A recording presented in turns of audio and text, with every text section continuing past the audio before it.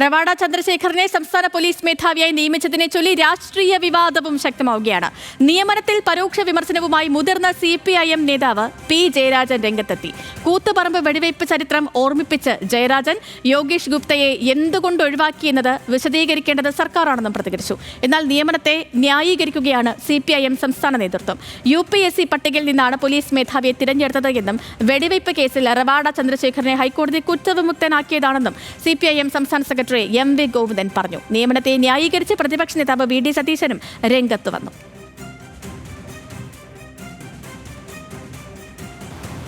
നമ്മുടെ സംസ്ഥാനത്തിൻ്റെ ക്രമസമാധാന ചുമതലയടക്കം നിർവഹിക്കുന്ന പോലീസ് സംവിധാനത്തിൻ്റെ തലപ്പത്തേക്ക് വരുന്ന ആളുടെ യോഗ്യത സംബന്ധിച്ച് ഇന്നത്തെ പരിഗണന അത് രവദ ചന്ദ്രശേഖരന് കൊടുക്കണമെന്നാണ് ഗവൺമെൻറ് തീരുമാനിച്ചിട്ടുള്ളത്.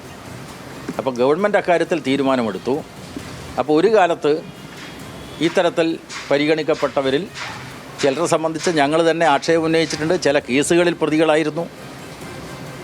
ഈ നിതിൻ അഗർവാളും ഞാൻ പറഞ്ഞല്ലോ കൂത്തുപറമ്പ് വെടിവെപ്പിൻ്റെ ആ ഭാഗമായിട്ടുള്ള DYFI നടത്തിയിട്ട പ്രക്ഷോഭത്തിന് നേതൃത്വം കൊടുത്ത ഇന്നത്തെ CPMൻ്റെ ഏരിയ സെക്രട്ടറി സഖാവ് M. സുകുമാരനെ കസ്റ്റഡിയിൽ വെച്ച് മർദ്ദിച്ച കേസിലെ പ്രതിയായിരുന്നു നിതിൻ അഗർവാൾ.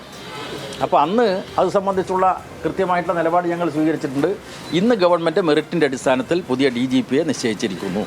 ഗവൺമെൻറ് തീരുമാനിച്ച ഒരു കാര്യമാണ്. ഗവൺമെൻറ്റിനെ സംബന്ധിച്ചിടത്തോളം അവർക്ക് ഏറ്റവും ഫലപ്രദമായിട്ട് പോലീസിൻ്റെ മേധാവിയായിട്ട് വരാൻ പറ്റിയ ഒരാൾ എന്ന നിലയിലാണല്ലോ തിരഞ്ഞെടുക്കുന്നത്. ആ തിരഞ്ഞെടുത്തു എന്നുള്ളത് മാത്രമേ നമ്മൾ ഇതിൽ കാണേണ്ടിയുള്ളൂ. പാർട്ടിക്ക് വേറെ ഇതിൻ്റെ ഭാഗമായിട്ട് വേറെ ഒന്നും തന്നെ ചൂണ്ടിക്കാണിക്കാനില്ല. അദ്ദേഹത്തെ ശിക്ഷിക്കുകയോ ശിക്ഷ ഏറ്റുവാങ്ങുകയോ ചെയ്തിട്ടുള്ള ഒരാളല്ല.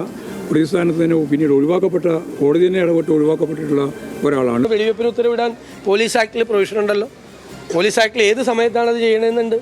ആ കൃത്യമായ സമയത്താണ് ഒരു മന്ത്രിയെ ജനക്കൂട്ടം ആക്രമിച്ച് കൊന്നിരുന്നെങ്കിൽ ശ്രീ MV രാഘവനെ അന്ന് CPM പ്ലാൻ ചെയ്ത് MV രാഘവനെ കൊല്ലാൻ വേണ്ടിയിട്ടാണ് ആ പരിപാടി നടത്തിയത്. മന്ത്രിയെ രക്ഷിക്കാൻ വേണ്ടിയിട്ടാണ് വെടിവെപ്പ് നടത്തിയത്. VS അനു ഉണ്ട് വിവരങ്ങളുമായി. അനു, ഈ UPSC നൽകിയ പട്ടികയിൽപ്പെട്ട 3 പേരെയും DGP ആക്കാതിരിക്കാൻ അല്ലെങ്കിൽ സംസ്ഥാന പോലീസ് മേധാവി ആക്കാതിരിക്കാൻ പരമാവധി ശ്രമിച്ചതാണ് സർക്കാർ. ഒരു ഇൻചാർജ് DGPയെ നിയമിക്കാനടക്കം ശുപാർശകളിലേക്കും ഒക്കെ പോയതാണ്. പക്ഷേ പിന്നീട് അത് വീണ്ടും ഒരു വിവാദമാകുമെന്ന് കരുതിയാണ് കൂട്ടത്തിൽ റവാഡ ചന്ദ്രശേഖരനെ സംസ്ഥാന പോലീസ് മേധാവിയായി നിയമിച്ചതുപോലെ. പക്ഷേ ഇപ്പോൾ അതിലും നിയമനത്തെ ചൊല്ലി CPMൽ തന്നെ രാഷ്ട്രീയ വിവാദങ്ങൾ ഉണ്ടാകുന്നു. എങ്ങനെയാണ് നിലവിലെ ഈ വിവാദങ്ങളുടെ പോക്ക്? സെതു, റവാഡ ചന്ദ്രശേഖരനെ സംസ്ഥാന പോലീസ് മേധാവി ആക്കിയതിൽ ഏതെങ്കിലും തരത്തിൽ കോൺഗ്രസിന്റെ ഭാഗത്ത് ഒരു എതിർപ്പ്, പ്രത്യക്ഷ എതിർപ്പ് വരുമെന്ന് നമുക്ക് പ്രതീക്ഷിക്കുക വയ്യ. കാരണം MVRനെ ആക്രമിക്കാൻ വേണ്ടി CPM പോയെന്നും DYFI പ്രവർത്തകർ പോയെന്നും അതുകൊണ്ടാണ് ഈ പോലീസിനെ അങ്ങനെ വെടിവെക്കേണ്ടി വന്നതെന്നുമാണ് കോൺഗ്രസിന്റെ ഔദ്യോഗിക നിലപാട്. അതുകൊണ്ട് റവാഡ ചന്ദ്രശേഖരനെ ഈ വിഷയത്തിൽ കൊണ്ടുവന്നതിൽ ഏതെങ്കിലും തരത്തിലുള്ള വിയോജിപ്പോ എതിർപ്പോ രാഷ്ട്രീയ വിവാദമോ ഉണ്ടാക്കാൻ കോൺഗ്രസ് തയ്യാറാകില്ല. പക്ഷേ അത് CPIMനുള്ളിൽ അത് ഉണ്ടാകും.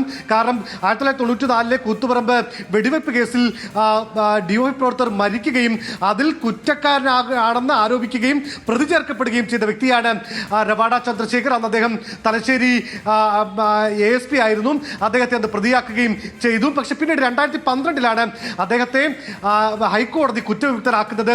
ആ ഒരു ചരിത്രമാണെന്ന് P. ജയരാജൻ ഉയർത്തിക്കാട്ടുന്നത്. മാത്രമല്ല അദ്ദേഹം പറഞ്ഞതിൽ ഏറ്റവും പ്രധാനപ്പെട്ട കാര്യം യോഗേഷ് ഗുപ്തയെ എന്തുകൊണ്ട് ഒഴിവാക്കി എന്നുള്ളതിന് വിശദീകരിക്കേണ്ടത് സർക്കാരാണ്. അതാണ് ഇന്ന് P. ജയരാജന്റെ വാക്കുകളിൽ ഏറ്റവും ശ്രദ്ധേയമായി നമ്മൾ മനസ്സിലാക്കേണ്ടത്.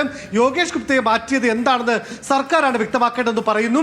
അതുമായി ബന്ധപ്പെട്ട് MV ഗോവിന്ദൻ മാഷിനോട് പ്രതികരിച്ചപ്പോൾ അത് അങ്ങനെ തന്നെയല്ലേ പറയേണ്ടത്. കാരണം DGP ആയി അല്ലെങ്കിൽ സംസ്ഥാന പോലീസ് മേധാവിയായി റവാഡ ചന്ദ്രശേഖരനെ കൊണ്ടുവരുന്നതിൽ വ്യക്തമാക്കേണ്ടത് സംസ്ഥാന സർക്കാരാണെന്ന് അദ്ദേഹം പറഞ്ഞു വെക്കുന്നു. അതേസമയം ഈ വിഷയത്തിൽ ഏതെങ്കിലും തരത്തിലുള്ള ഒരു വിയോജിപ്പ് സംസ്ഥാന സർക്കാരും പാർട്ടിയും തമ്മിൽ ഇല്ല എന്നുള്ള കാര്യം ഗോവിന്ദ മാഷ് പറഞ്ഞു വെക്കുന്നു.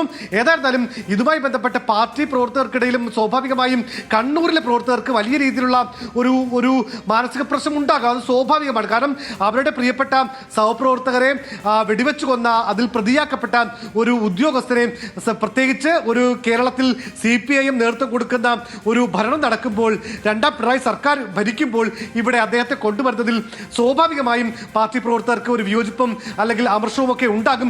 പക്ഷേ അത് ഏതെങ്കിലും തരത്തിലുള്ള ഒരു തുറന്നു പറച്ചിലായി ഉണ്ടാകുമോ ഇല്ലയോ എന്ന് നമുക്കറിയാൻ കഴിയില്ല. നിലവിൽ അങ്ങനെ ഉണ്ടാകില്ല എന്നുള്ളത് തന്നെയാണ് എം വി ഗോവിന്ദന്റെ വാക്കുകളിൽ നിന്നും നമുക്ക് മനസ്സിലാക്കാൻ വേണ്ടി സാധിക്കുന്നത്. അതേസമയം ഈ റവാഡ ചന്ദ്രശേഖർ കേന്ദ്രത്തിൽ ആരായിരുന്നു?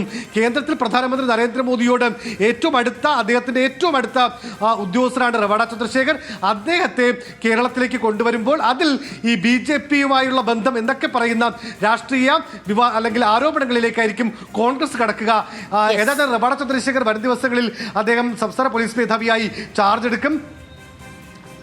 ഓക്കെ അനു, റവാഡ ചന്ദ്രശേഖരനെ അങ്ങനെ സംസ്ഥാന പോലീസ് മേധാവിയെ നിയമിച്ചതിനെ ചൊല്ലി ഇപ്പോൾ രാഷ്ട്രീയ വിവാദം കൂടി ശക്തമാവുകയാണ്, അതും CPM-നുള്ളിൽ തന്നെ. വിവരങ്ങൾ നൽകുകയായിരുന്നു VS അനു തിരുവനന്തപുരത്ത് നിന്ന്.